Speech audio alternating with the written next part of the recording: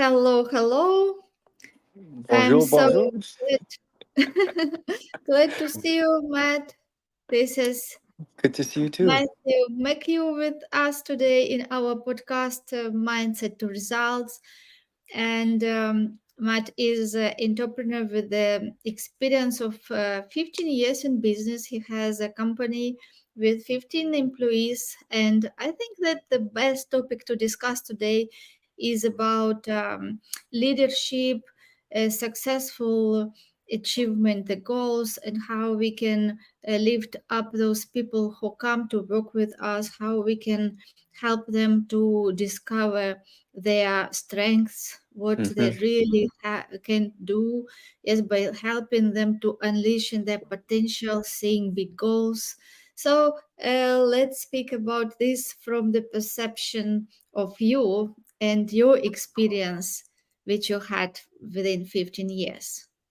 Yeah, so started off obviously by myself back in 2008 and quickly scaled up doing more of production painting, which I later found out wasn't very profitable. So I had to pivot and move into more, I'd say the custom home, that niche, and then furthered into developing relationships with clientele, and then I would just constantly be of service to them. So it started off as more production, new construction, and then now we're more into the, I would say, custom and the repaint. So repeat client, right?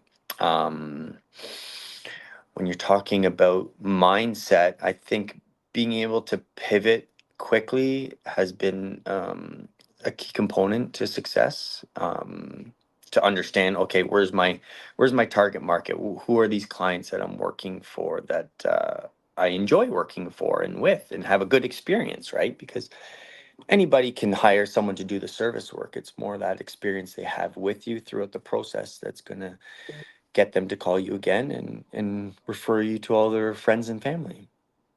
Yeah, amazing. Yeah, I like how you said that it is creating experience. Yes, it is not only about the end result, but the hmm process and creating that experience that they will enjoy. Yeah.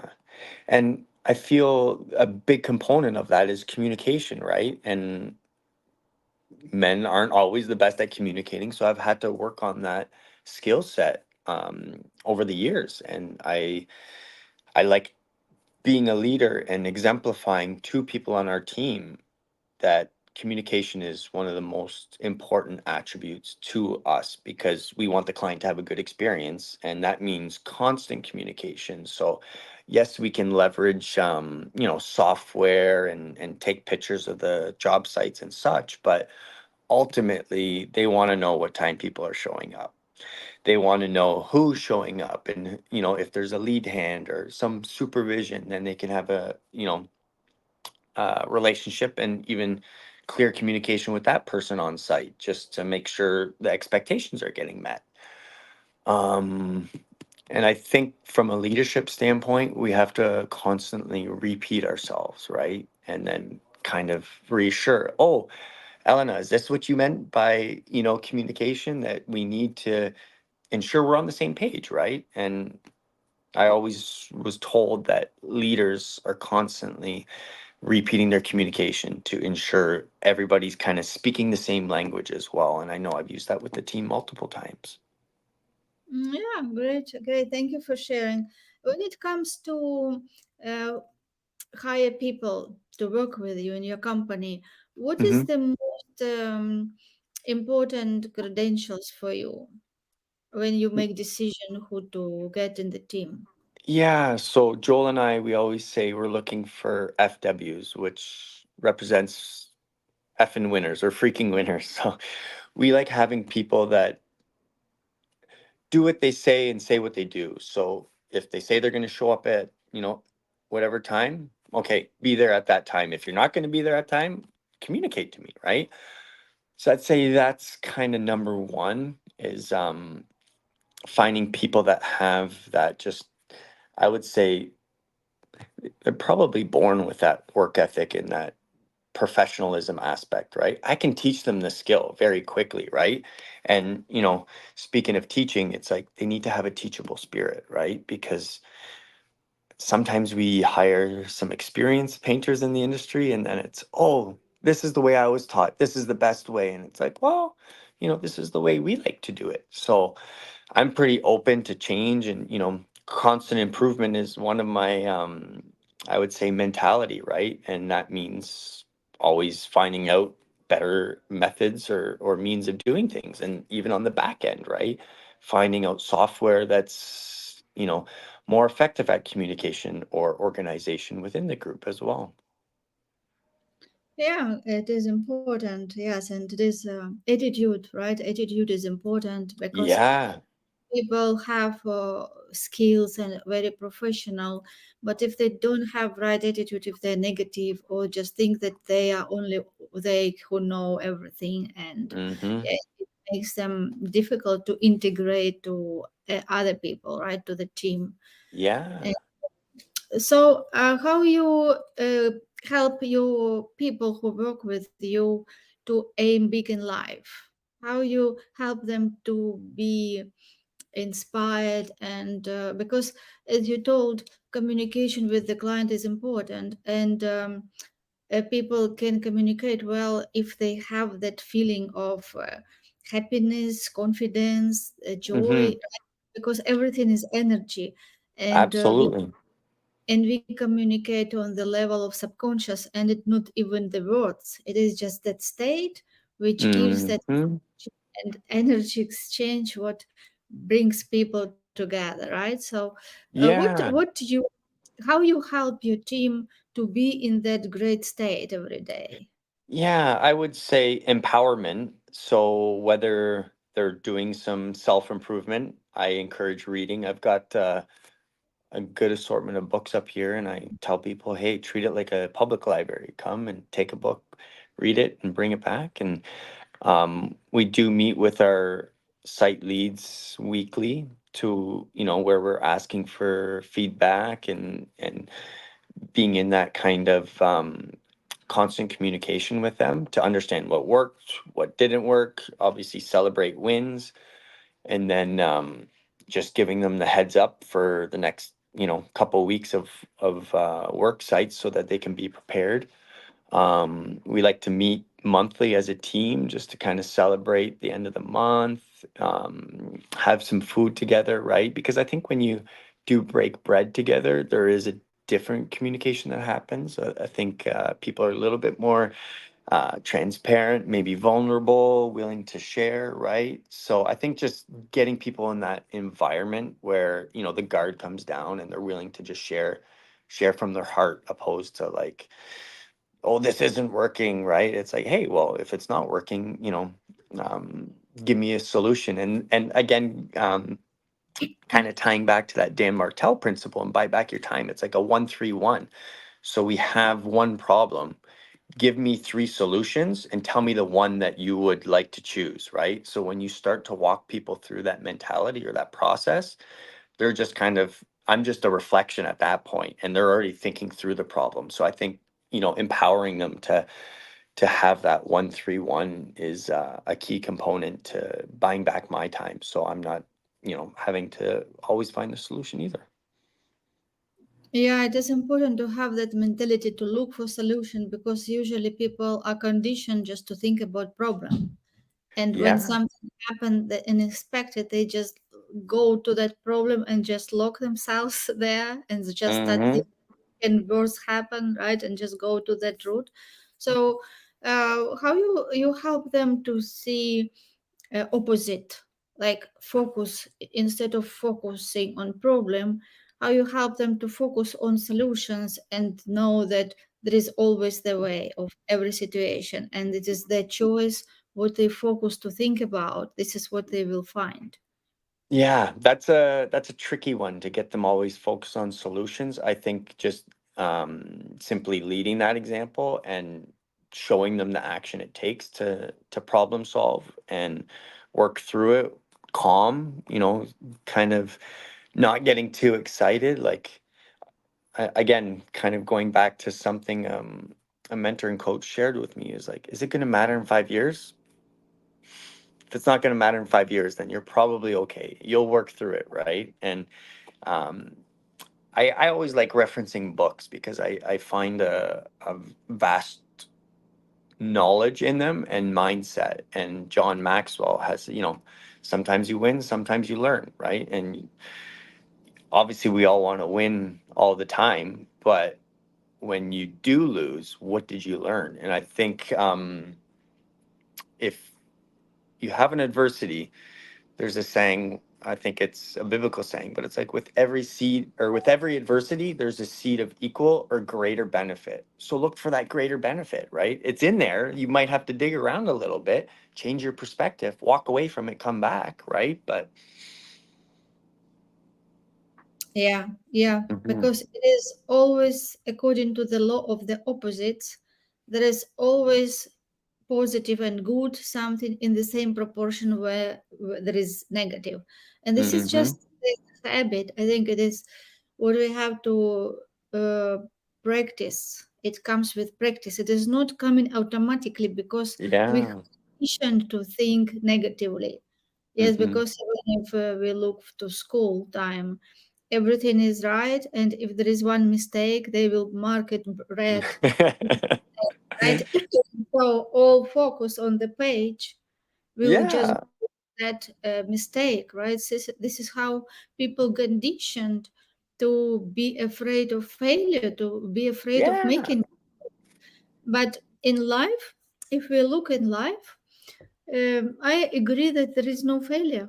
There is no Yeah. failure if we learn lessons, because if something happens which we don't like, and we look at the situation deeper and make some analysis and observe what caused in me that this situation happened, we can Mhm. find habitual patterns, repeatable patterns, and every situation is just shows us to change, to look inside and understand that we are the cause of every effect. And Yeah. if we don't learn the lesson from that situation, it will definitely happen again, but in a bigger Repeat. scale, Yeah. even more expensive. So again, if we don't take lesson, it will happen again if in a bigger. So it will happen again and again till the time that you will be, wow, now I Mhm. understood. Now I have, Mhm.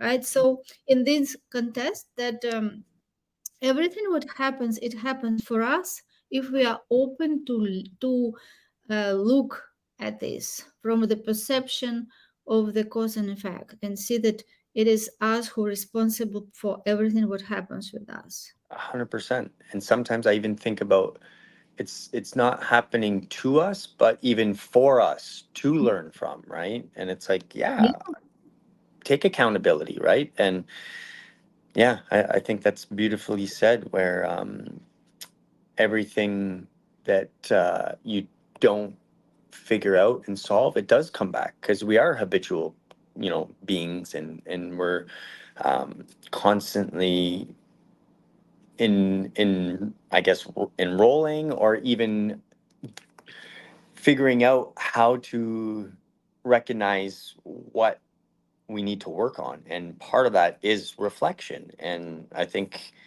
taking notes and um, being a student for life. Somebody always told me the best book you'll ever read is your own, because you've written the notes. You can, reread notes from years, decades ago, and you're like, wow, that's what I was thinking then. And it's very important to get your goals written down, and it's even with the team, right? Getting them to shoot towards a target, understanding, having those one-to-ones with them to ensure that they're around long term, and what how you can help them help their goals, right? Because the more people we help, it's just inevitably comes back around to us, right? So I think giving is the way, right? Givers always gain. Yes. And when it comes to challenges, what helps you to overcome them and make decisions when you have to make decision and it is hard? Hmm.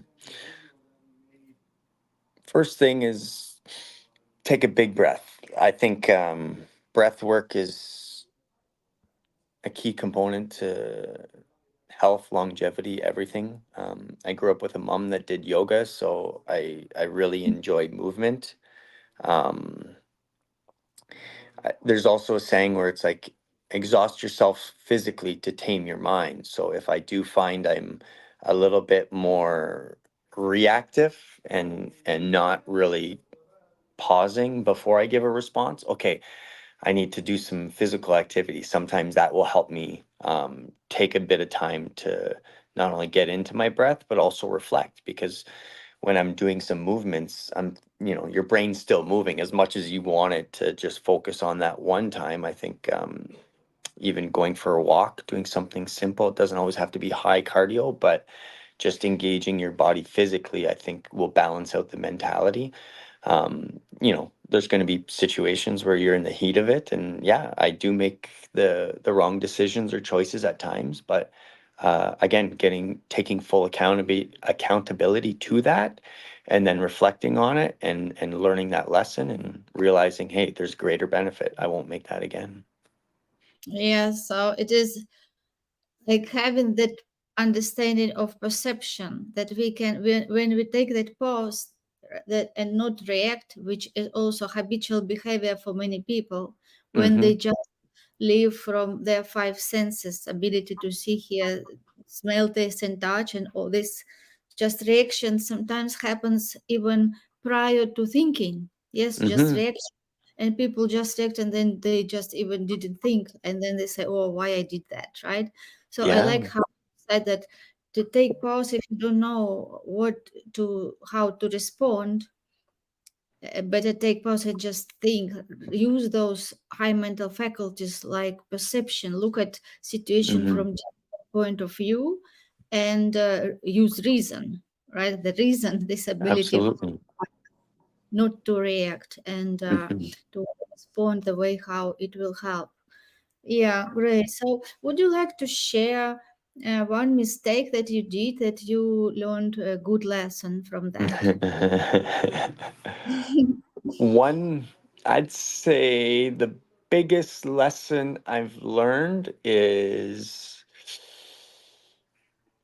just being able to, I think, kind of starting at the beginning of the conversation, is being able to pivot when you feel something's not right, or, something's not earning you a proper revenue. Okay, how do I pivot quick and be open-minded to doing so, right? And I think that's been a skill set that I learned early and then maybe negated a little bit. And then, during the past couple of years, I think a lot of people have had to pivot and move it, and, move their attention elsewhere, right? So your energy flows where your attention goes. So now I'm putting my attention more on what fills my cup. And if that's connecting with people like yourself, I think, being selfish is actually being selfless, right? Because then I'm actually becoming the best version of myself. So I can be the best father, I can be the best husband, the best son or sibling to my sisters and brothers, right? Best leader.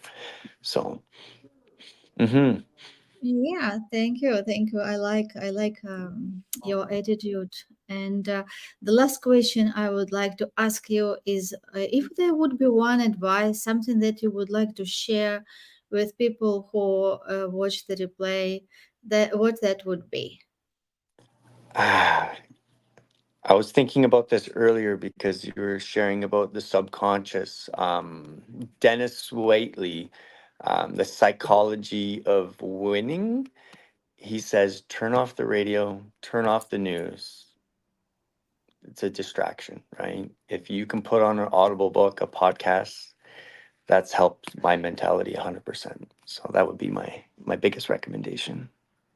Yeah, associate with people who can lift you up and be in that field all the time on audio Yeah. podcast, or have mentors, coaches, and a great. Thank you, Matthew. Thank you, It was, Elena. yeah, I enjoyed our conversation. Thank you for Likewise. yeah, for Thank you for being. having me. Appreciate you. You're welcome, and we'll meet Okay. again. Sounds Bye great.